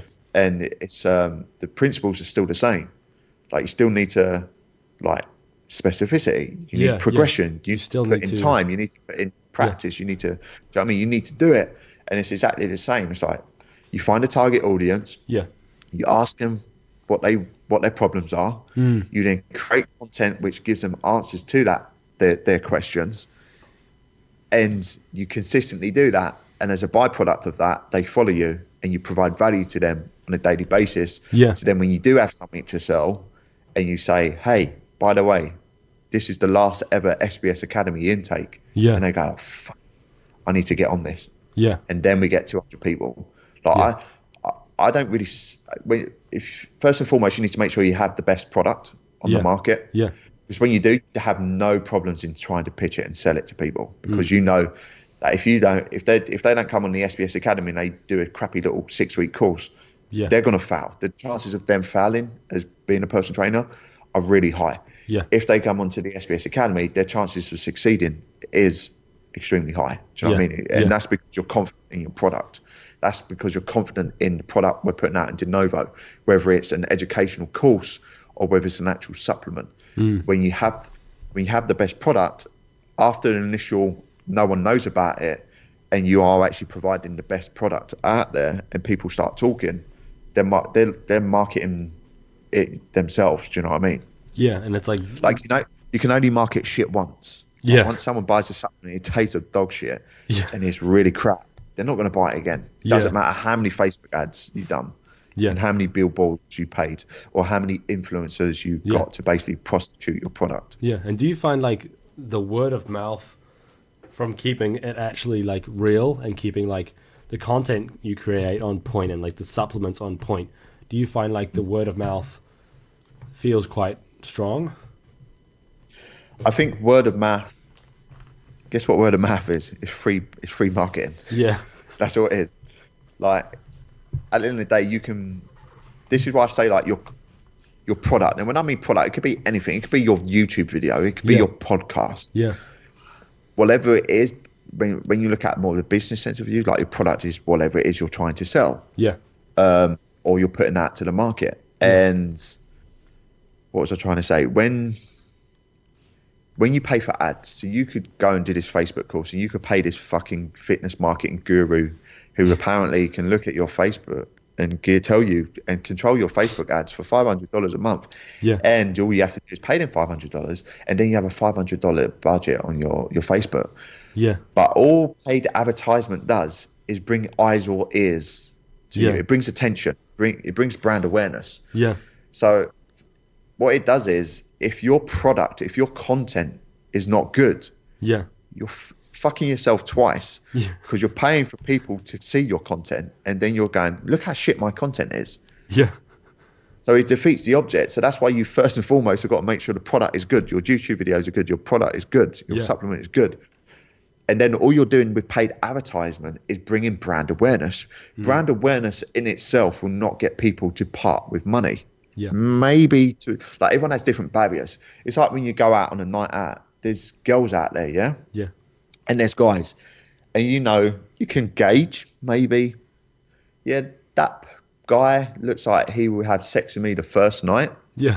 And there's other guys where it's like, actually, his barrier to entry or her barrier to entry, excuse the pun, is a lot more, it's going to take you a lot longer. You're going to have to speak to her.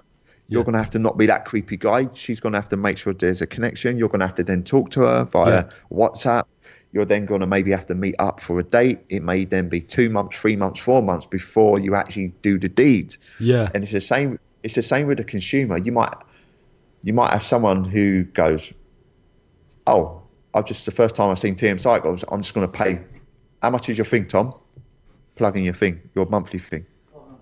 $5.99, yeah? Yeah. So Tom could maybe, I don't think Facebook would maybe let him put steroid ads out, but probably not. But say, for example, Tom's thing's $5.99. Some people, the barrier to entry for that's lower. So they might watch person might watch one of Tom's YouTube videos and go, fuck it, I'm signing up. Because it's $5.99. It's the worst that can happen, I'm just going to lose a $5. Yeah. Someone else could maybe watch Tom for 3 years straight, follow him on every single platform, and then sign up. Yeah. Because everyone has different barriers. And then when your product is slightly more expensive, it's going to, like, look at someone watches one of our YouTube videos. Yeah. Oh, what are they selling? 1,150 quid? It's a little bit different to $5.99 or 115 quid, 115 pound per month. Yeah. Different to $5.99 per month. So that means your marketing needs to be slightly different. It means you have to put in a little bit more legwork. It means time takes a little bit more time to build that know, like, and trust to then get people to go, hang on a minute, I am going to spend £115 a month because I know it's right for me. And that's going to help me achieve what I want to achieve in my profession and be a personal trainer rather than doing a job I hate. It's the same with the supplement game. Like, when you look at all the supplement companies, their marketing is this. When you look at their Instagram, they might have a lot of Instagram, because I've looked at all of them. Yeah. They might have a lot of Instagram followers, but their engagement is absolutely terrible. It's like, oh, you got 300,000 followers. Oh, and you got 300 likes on your post. Yeah. The reason why you got 300 likes on that post is because it's a guy who's got abs and spiky fucking hair holding your fat burner. Yeah. Like, no one gives a shit. Like, when you literally look at it, and it's hard because they get likes, but likes and followers don't translate over to people parting with cash. Yeah. There are different types of businesses. You can go for magnitude, or do you know what I mean? You could go for volume. So you could go, right, I'm going to sell 3,000 of these £5 watches, or you could go for, I'm going to sell one of these 3,000, this watch, which is £3,000, or whatever it is. Do you know what I mean? I'm going to sell 5 of them. Yeah. And that's the thing. When you look at a business point of view, our supplements are going to be more expensive, and we tell you that. And therefore, we won't appeal to a certain type of demographic who just want to buy the cheapest way or just want to buy the cheapest thing. Yeah. And we're fucking good with that, because I don't want to deal with those types of people. Because those types of people will be, oh, I didn't like it. Oh, I didn't. Do you know what I mean? Like, you can buy cheap twice if you want. Or you can. So our whole message, our social media content will be putting that content which provides value. But I think what De Novo did before is they went too sciencey. Like, they made me feel dumb. Yeah.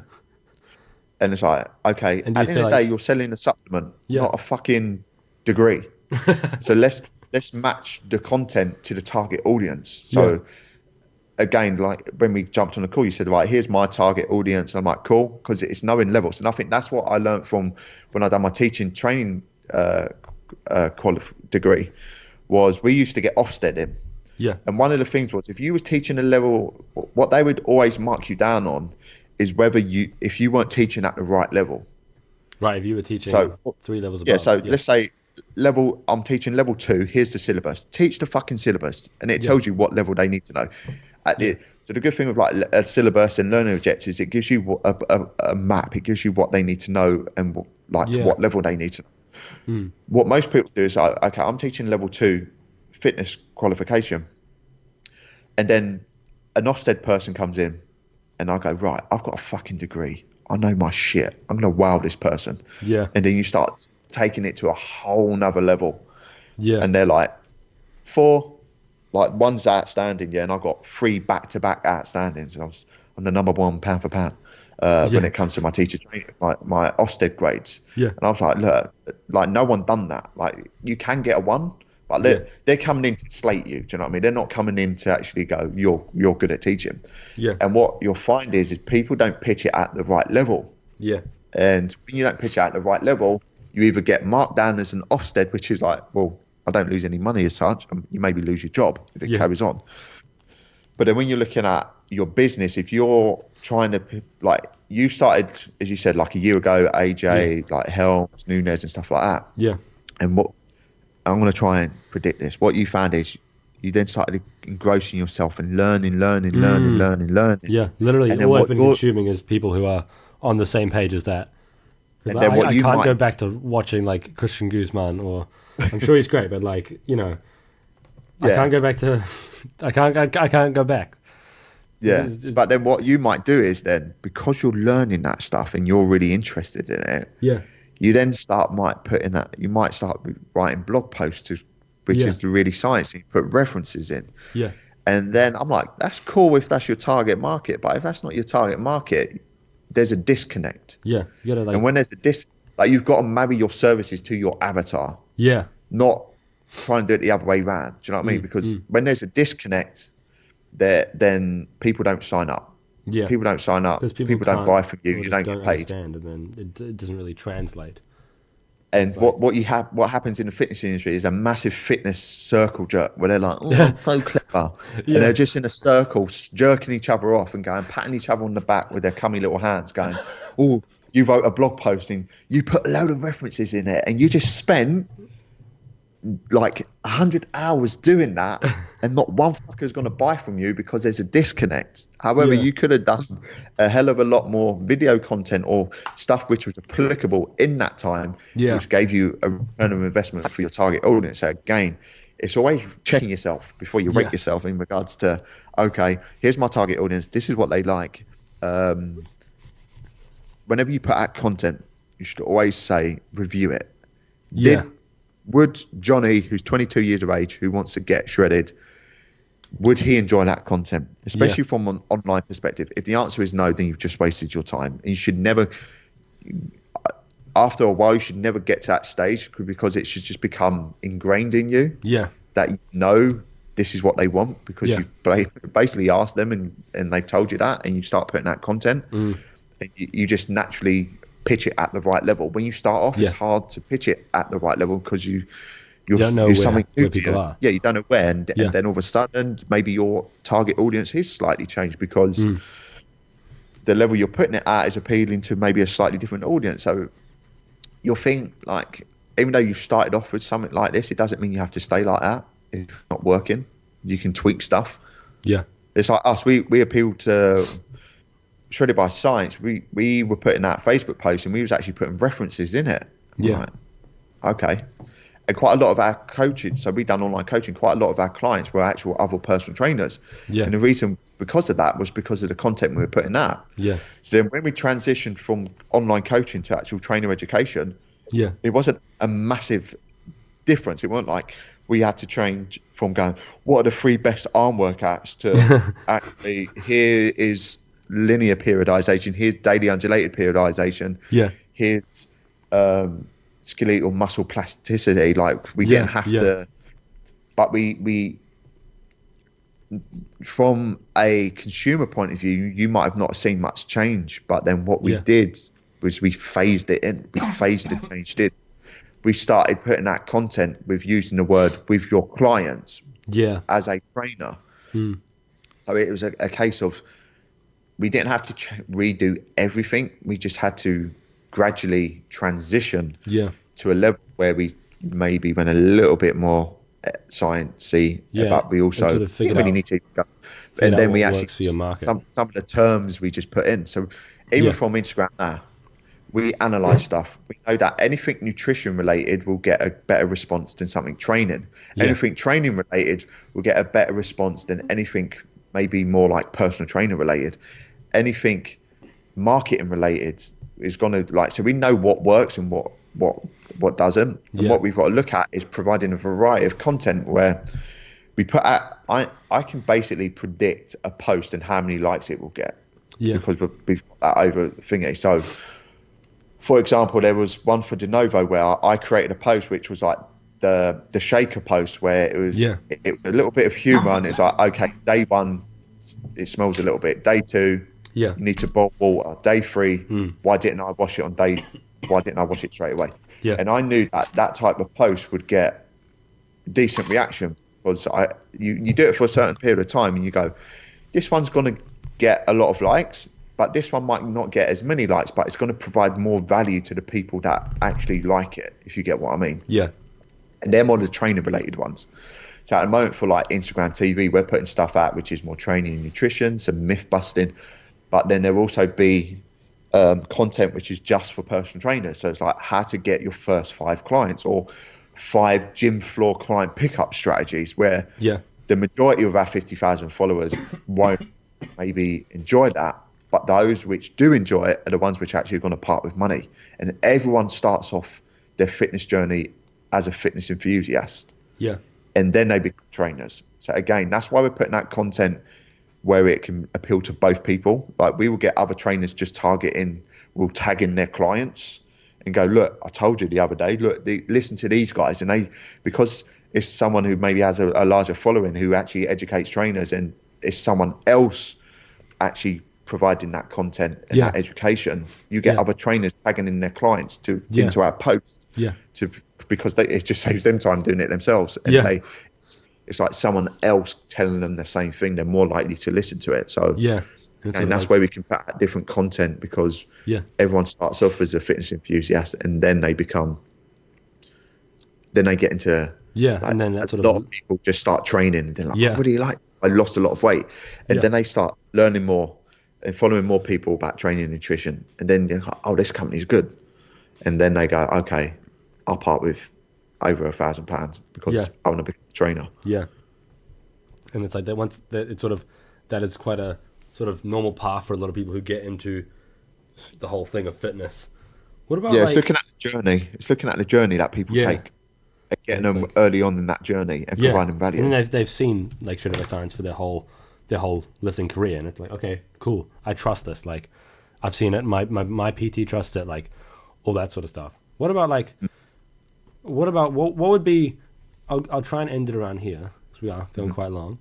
What would be your what would be your main piece of advice for someone who they want to start a business or they want to start an effective business, but they generally know what they want to go into, but they don't know how to start. They don't know what to do. They don't know the general strategies of how to start.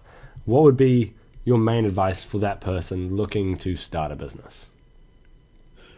I'll probably say audit yourself first, as in you as an individual, because it might be that you're just not designed to run a business. And how do you mean? You should probably to be your own business. To have your own business, you've got to be a certain type of person. There's many pros and cons. Yeah, you can earn more money, but but then when you run your own business, you might have staff, you might have outgoings, you might just not have in that pressure of when you're employed by someone pays you 35k a year or whatever it is. Yeah, you go there, you do your time, you do your job, you go home, you relax. Yeah. When you have your own business, there's no on and off switch. It's always on. So it might be that, you can earn more money. So what I'm trying to say is some people are just better suited to have been employed because they don't want the worries and stress of having their own job or of having their own business. So it could be, you could have your own business and you might get, so let's say you could have your own business and you're getting 35k a year by having your own business. Well, you could be employed by someone and get that. So I think you've got to audit yourself and then what you want in life first and foremost. And then I think you then need to audit your situation. If you're a 35-year-old male who's got a job which pays well, whose wife is at home and you've got 3 kids to support and a mortgage to pay, then the advice would be just chuck your job in and go all in on your passion is bollocks, because you might be shit at your passion or there might not be money to be made you can't just on your passion. Go in, So what I'd say is if you're test the waters first. Like for me, I was doing online coach. I was working 80 plus hours a week. So it's first of all, you need to be able to put in 8 hours a week. Yeah. At least. And that if you already have a job, which is like a 40-hour week on average, you need to do that, and then you need to have a side chick, and your side chick then needs to be able to bring in enough money for you to then get rid of your wife, your employed job. Don't get rid of your wife, it's terrible. Like that analogy, that's it. Yeah. Your side business then needs to take over, bringing in enough money for you.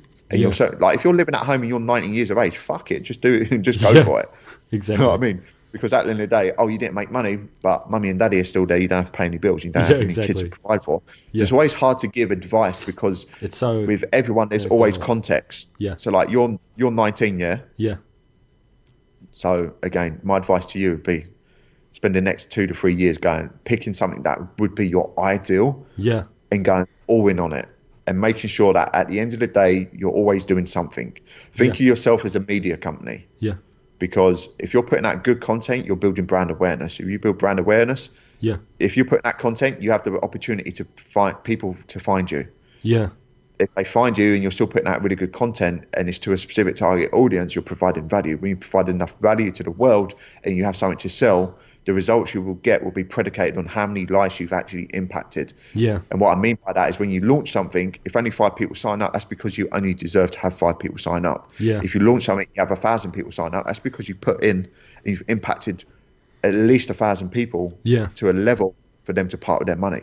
So the result will be whatever the result will be. But if you're a youngster, pick something that if you're like, I actually want to do something on Twitch. then use this opportunity, because you won't have it again, to go all in on it, and to look at those which are actually successful. Especially if you're wasting time daily anyway. I think. Yeah, if you're looking at someone who's successful, just reverse engineer what they're doing. Yeah, okay, this person's really successful. What do they do? Yeah. Okay, they do this, they do that. What don't they do? They don't do this, they don't do that. Okay, that's one person. I'm now going to do that with 100 streamers, and I'm going to try and reverse engineer what they do. I'm then going to start a podcast which is called Gamers or Twitch Streamers. Yeah. I'm then going to reach out to Ninja. I'm going to then reach out to this. I'm going to then reach out to Dr. Disrespect. They're going to ignore me. So therefore, I'm going to reach out to someone else, and they're going to accept, and they're going to say, yeah, I'll come on your podcast. Exactly. You then start creating a podcast, and then start scratching your itch. So Ninja, when you first started streaming, how did you find it? Oh, da, da, da, da, da. And then what do you find? You find there's trends. Everyone starts off with zero followers. Yeah. And then it goes from 0 to 1 to 10 to 100 to 1,000 to 100 of thousands. And what have you found, Ninja, from that time? Blah, blah, blah, blah, blah. So again, it's making sure that you're doing everything you possibly can to make it work. Yeah. And if you're in a position where you can't just quit your job, then you need to then it might be that you get home, and when the kids are in bed, you work from 8 p.m. or 9 p.m. to 2 a.m. And you do that consistently. Yeah. And you work on something, and you focus on the principles. Brand awareness, put something out there, provide value, and then have something to sell.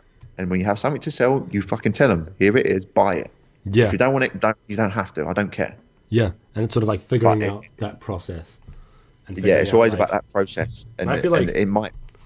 It's like the whole thing of like having a side chick. It's like, I think like this is sort of my sort of message that I want to get across with the podcast is like, literally, it can be anything. It can be fucking anything. If you like checkers, if you like playing with cards, great, do that. Like, if you love it, like just even if it, like with this podcast, right? I love having one-on-one conversations. So I record them and put them online. Simple. Yeah. Like, you might as well, wouldn't it? Kill two birds. Exactly. It's like, fuck, like, I don't understand. Like, and especially for uni students, like, if you're a uni student, cool, get, like, as you were saying before, like, get that qualification, great, but also you can get that expertise. You can get that experience. Like, there's just so many ways that you can do it. And it just blows my mind that more people are, like, wasting time on Netflix. It's whatever it is. I get relaxation, but there's a point where it's a waste of time. And it's, I don't know, maybe I'm just preaching, but it's like, and then people have the audacity to say like, oh, why did I end up in this job I hate? Why did I end up in X, Y, and Z? And I just think, like, I think everyone should really have a side hustle. I don't know if that's logistically possible, but even if it's like 2 hours a week, whatever, like, it just might take you a little bit longer to get there because you don't start off the week with like unlimited hours. You know, right? Yeah. Even when I was teaching, I have to physically teach these lessons at this time. Yeah. Anything after that, I can do stuff like in my spare time, and whether it's I've got 6 hours a day spare, or 2 hours a day spare, or 10, 12, or 24 hours a day spare. Do you know what I mean? So it's looking at, it's being able to be patient and impatient at the same time. What I mean by that is be patient in regards to the result, but be impatient in regards to your daily actions to help you get there. If you're impatient, as in I want it now, I want it now, I want it now, and in your mind know that it's not just going to happen overnight, because nothing happens overnight. Like you see all these overnight successes. It's like, well, they've been doing it for like 20 years, and you've just not you only see the event. You didn't see the process leading up to that event. Yeah, all the shit they had to deal with. And you just didn't get to see it, and like, people just go, "Oh, you was lucky. You was overnight success." It's like, oh, Ninja's lucky. No, he's been streaming for a long time, playing multiple different games. It was just the timing. Timing is a key thing as well. Like the timing of Fortnite coming out and putting in the graft. Yeah. And even from just having this podcast, I have now got the idea to actually do a Twitch channel where we actually have streamers come on, and I can ask them questions, because then it itches. Yeah. I then build a relationship with those people, and it scratches an itch. You like that, innit, Tom? Did you hear it?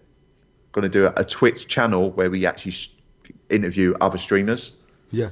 And then they bring their followers over, and they can ask questions in the chat, and we can actually do a Twitch stream, me a ninja, and we're on Skype or we're on Discord or whatever thing we want to use. Yeah. And we can actually build that. That's like a strategy where it's like we could do a podcast and we could go on iTunes, but guess what?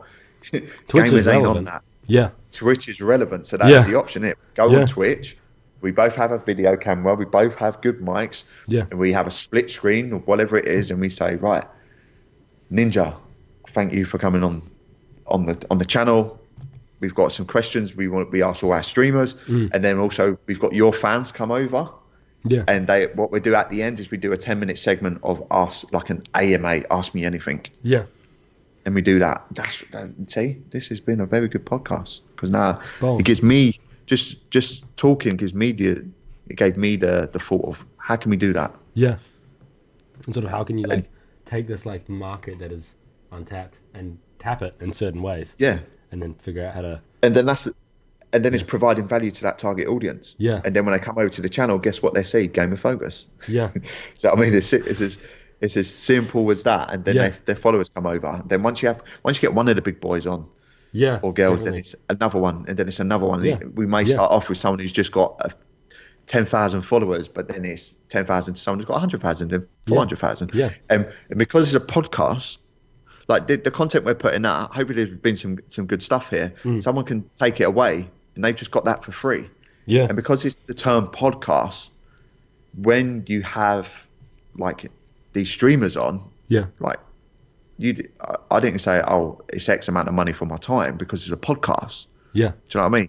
So it's looking at that way, where you're actually getting these people where their time is money and very valuable, but because you've used the term a podcast or a vodcast or whatever we want to call it, you're actually getting these people on your show for free, bringing their followers over for free, and providing like, value. Like I think the thing about like opening the door, like for me, one of the big ones who opened it for me was Tom. Like basically, people saw that I've had Tom on, and they were like, okay, he's not just some kid in his basement. Like, and I think it's sort of like, because I didn't know who you were. I only knew because you said Tom, and then I said Tom was this guy, and he's like, yeah, he's a good guy. I've been on his podcast twice. Yeah, exactly.